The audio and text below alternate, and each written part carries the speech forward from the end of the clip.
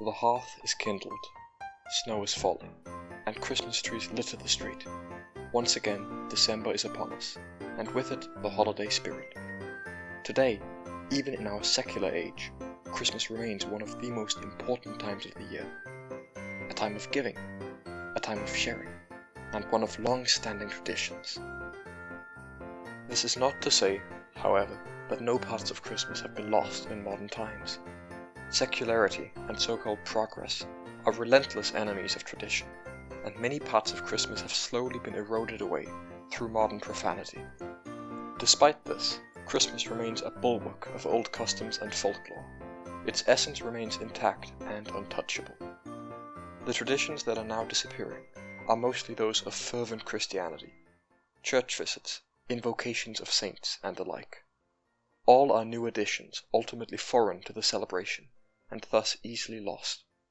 What has survived, despite attacks, is the ancient core, the heart of Christmastide, and it is thoroughly pagan in nature. In this video, I will dive into the origins of the Christmas traditions and explore the pre-Christian spirit that still pervades the holiday today. This is a broad topic, as a great deal of our traditions have pagan roots, but I will try to cover it as inclusively and factually as I can. To begin understanding the original, deeply Germanic roots of Christmas, we must first distance ourselves from that very name.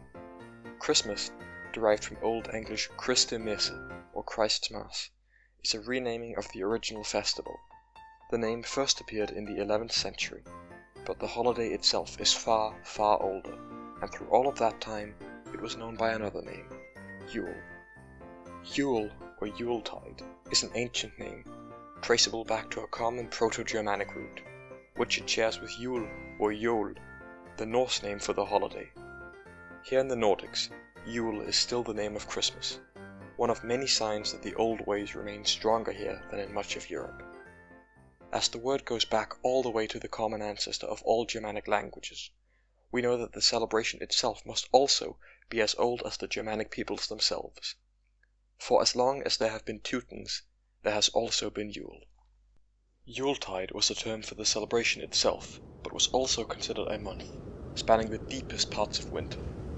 This was a harsh and dreary time, one of relentless snow and long, freezing nights. At the very height of this month, midwinter, the darkest point, was Yule. It's not hard to see why such a frightful time would have motivated the old Teutons to seek the help of the gods and land spirits. At the same time, such a festival was a distraction from the misery and uncertainty that abounded. Sheltered from the raging winter within the sturdy walls of a temple, the people would gather around a warm hearth. Here they would toast the gods while drinking the holy ale, the nectar of the Aesir, mead, or mule. The Yule festival was centered around a great feast, accompanied by copious amounts of drinking. Here, people would beckon to the land spirits, ancestors, and gods. One god in particular had a significant role in Yule, but we'll get to him soon. One of the ways in which the gods were invoked was through sacrifice. As the Heimskringla recounts, livestock of various kinds were brought into the temple, including sacred horses, where they were slaughtered. Their blood was then gathered onto so-called sacrificial twigs, and sprinkled onto the walls of the temple and the idols of the gods, along with all of the men attending the festival. The meat was then consumed, completing the sacrifice. One such sacrifice was the Sonagulter, a boar from which two modern Christmas traditions at least partly descend. This animal, also known as a Yule boar, was led before the king, after which all of the people would lay their hands upon it and take vows. Due to the sacred context, these vows then became oaths, ones that people were compelled to uphold. Here we see a tradition of people pledging vows for the next year at midwinter, and it is from here that our tradition of New Year's resolutions descends. The boar was an animal associated with the god Frey, or Frey in Danish. After sacrificing the boar, its flesh was eaten, imploring Frey to be favorable during the coming year. This practice survived the coming of Christianity by replacing Frey with the Saint Stephen, and to this day the Christmas ham remains an important part of the traditional Yule menu. Beyond the walls of the temple, the winter world of the ancient Germanic peoples was a dangerous place. When the days grew short, the barriers between the living and the dead likewise withered, as the denizens of hell emerged into Midgard. Spirits abounded at this time, and the ultimate culmination of this was a ghostly procession of hunters, riding through the night. This tradition too survived Christianity, and in the 12th century the Anglo-Saxon Chronicle reports as follows. Let no one be surprised at what we are about to relate, for it was common gossip up and down the countryside that after the 6th of February many people both saw and heard a whole pack of huntsmen in full cry. They straddled black horses and black bucks, while their hounds were pitch black with staring, hideous eyes. This was seen in the very deer park of Peterborough town, and in all of the woods stretching from that same spot as far as Stamford. All through the night, monks heard them sounding and winding their horns. Reliable witnesses who kept watch in the night declared that there might well have been 20 or even 30 of them in this wild Tantivy, as near as they could tell. So went the account from the Anglo-Saxon Chronicle, and there are many others like it.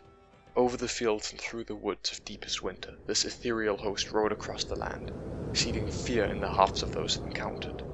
This was the Wild Hunt, the fears of winter made manifest.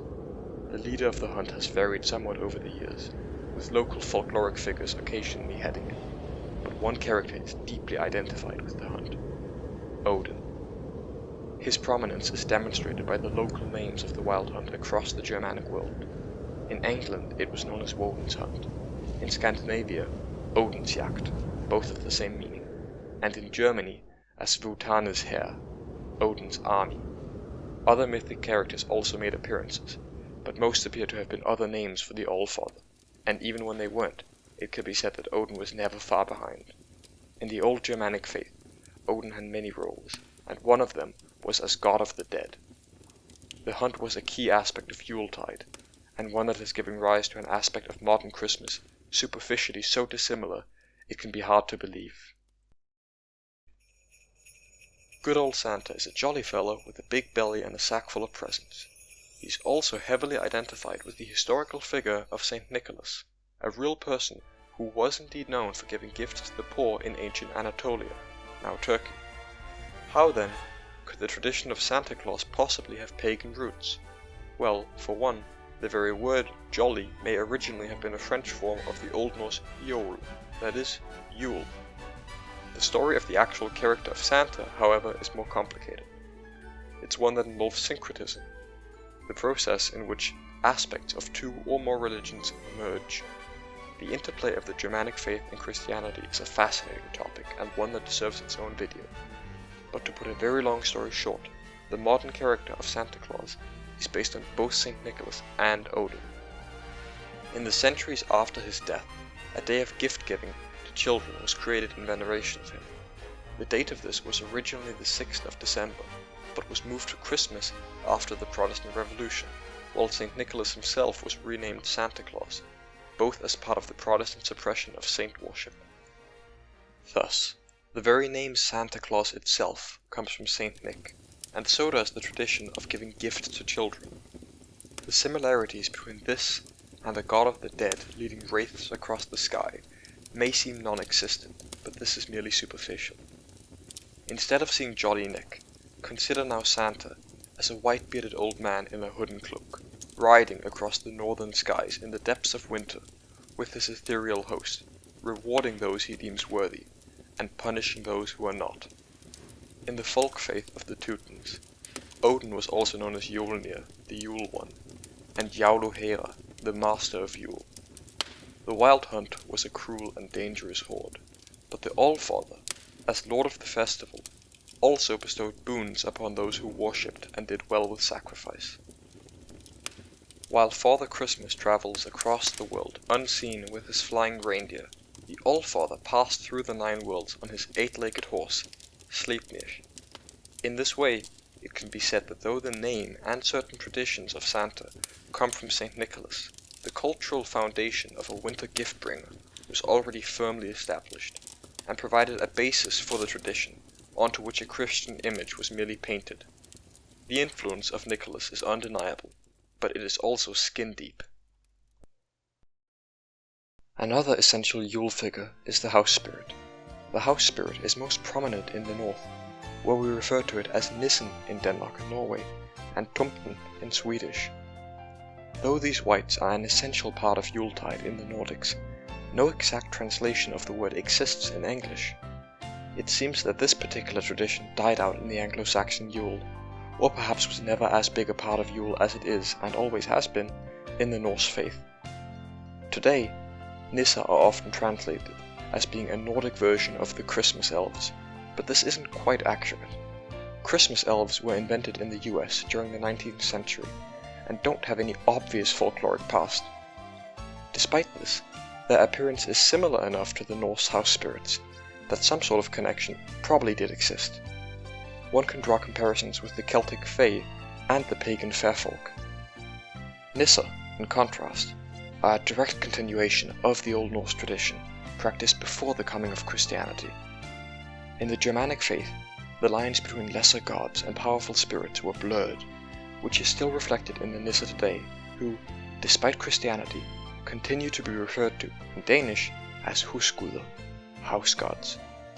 Today, Nisser reside in homes, traditionally lofts, coming out only during Yuletide, when they must be appeased with offerings of porridge, lest they grow angry and punish their house owner with devious tricks. This practice of offering is a form of sacrifice, descended from the old folkish practice of blot, itself another word for sacrifice. During the early days of Nisser worship, they were, like all land spirits, sometimes connected with the dead. In this way, Nisser were a part of the wider Germanic practice of ancestor worship. For this reason, Nisser were often said to live in barrow mounds, which is reflected in names such as Haugebonde, meaning mound farmer. As Yule creatures and spirits of the dead, Nisser may always have been related to Odin, and certainly always played a role in Yule, but their modern role in the holiday didn't develop until the 19th century. Here, the Nisser were integrated into the modern Christmas tradition and became bearers of gifts, while increasingly resembling small versions of Santa. Another uniquely northern tradition is that of the Yule Goat, or Julebuk in Danish. During the 19th century, the Yule Goat was the bringer of gifts in the north, before being replaced by the Nisser and Father Christmas. Predating even this tradition was that of men dressing up as the Yule Goat and walking through villages in groups while singing and performing. Like so many rituals, it's difficult to say exactly where and when the Yule Goat came from, but there are many ideas. The first, and perhaps most obvious, is that the Yule Goat represents Thor, whose goat-drawn chariot was one of the many examples of just how heavily identified he was with this animal. Another idea is that the Yule Goat is derived from an even older tradition, shared with other Indo-European people, and that it represents harvest and good fortune. Today, the Yule Goat is a common ornament throughout the Nordics, being particularly important in Sweden, where a giant hay statue called Gävlebucken is erected in the city of Gävle every year. This colossal goat is famous for having been victim to arson a frankly hilarious amount of times. Since first being built in 1966, the goat has been damaged 37 times, despite the presence of a fire station. In other words, in the time the tradition has been going, the goat has been burned down more years than not.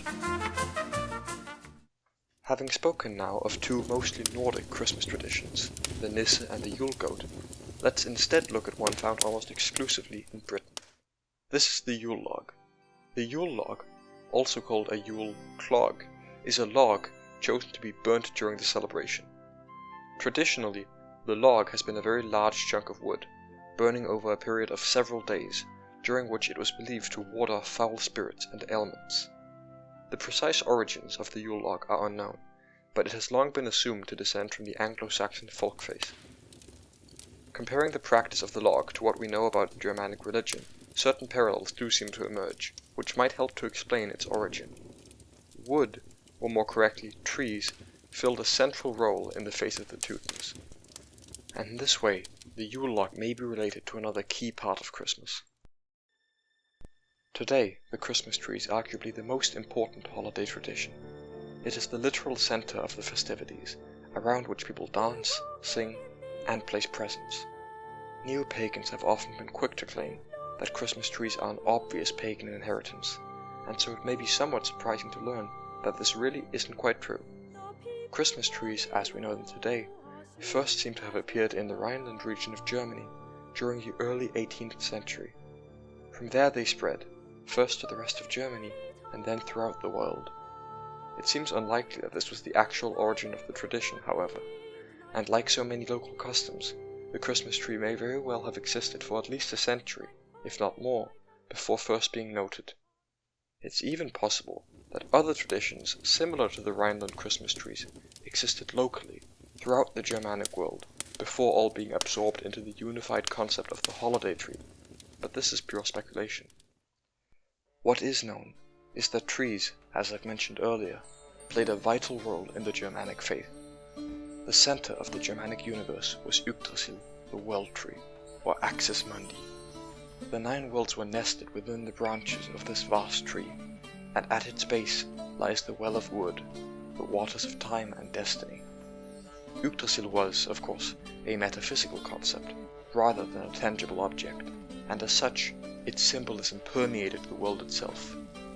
Every tree was potentially a representation of the Great Ash, a myth made manifest, and for this reason, trees were often viewed as sacred by the old Teutons. It was common for trees to be placed in the middle of courtyards and religious sites, thus defining that area through the presence of a cosmic axis around which it could revolve. Here, a parallel with the Christmas tree immediately stands out. Like the world ash and sacred trees of folkish faith, the Christmas trees stand as centers of the holiday, literally in the very middle of the festival. It is, as mentioned before, the point around which people dance, around which they sing, around which they move and celebrate. In other words, during the course of the holiday, the Christmas tree is the Axis Mundi. Another aspect of the Christmas tree that harkens back to mighty Yggdrasil is its position in the yearly cycle. Yggdrasil's roots extend into the world navel, the Well of Wood, which also symbolizes the past.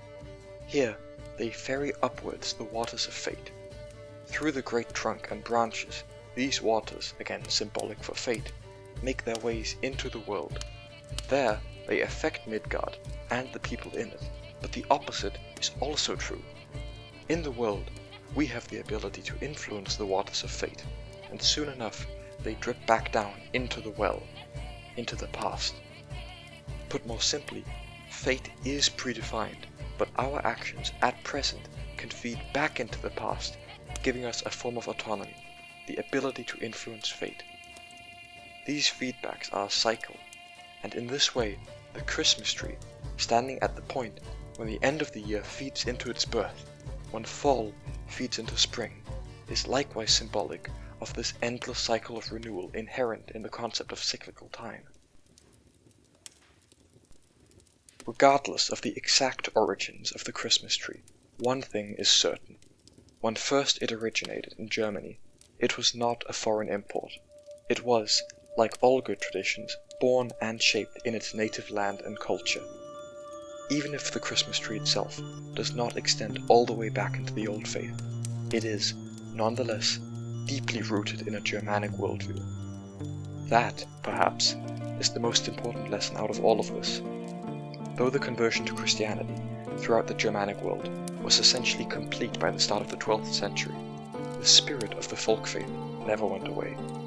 The Germanic peoples have always had a strong will for independence and tradition, and this again made itself manifest in the ways they carried their old beliefs and customs into the new religion, often against the wishes of the priests and bishops. Christmas today is a Christian holiday, there's no doubt about that, nor any reason to contest it. At the same time, however, it also remains Yule. Angels may now fly through the northern skies, but the heart of winter has not changed. Not since those very first Teutons began honoring the gods at Yule, all those many years ago. To look out into the midwinter night is to gaze past the veil of modernity and out into a world where spirits still rule those frozen hills. Just be weary and strong of heart, for one never knows when the ghostly riders will sound their wild horns in the night.